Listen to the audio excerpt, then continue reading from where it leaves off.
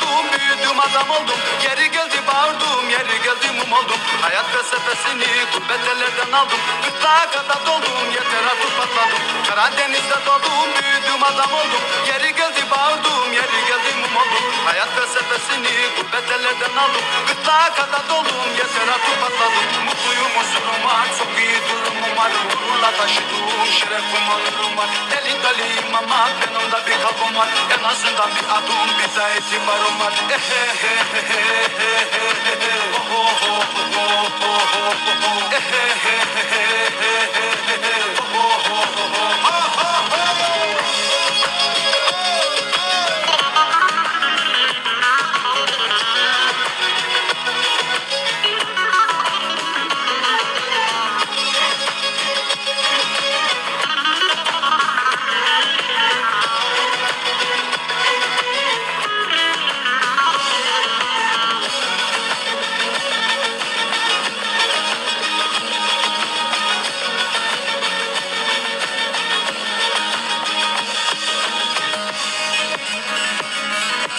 Hey gidi hey, hey,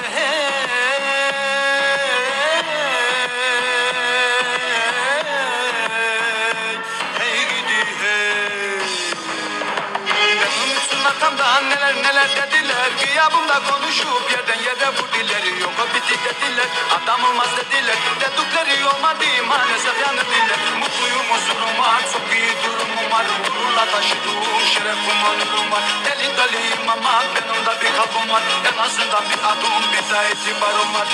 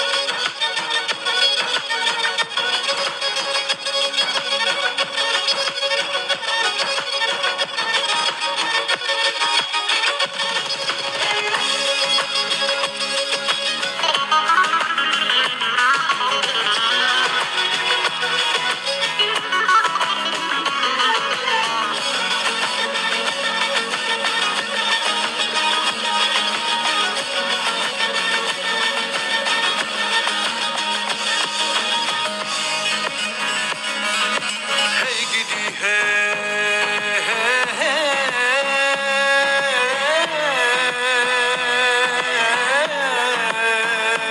hey gidi hey.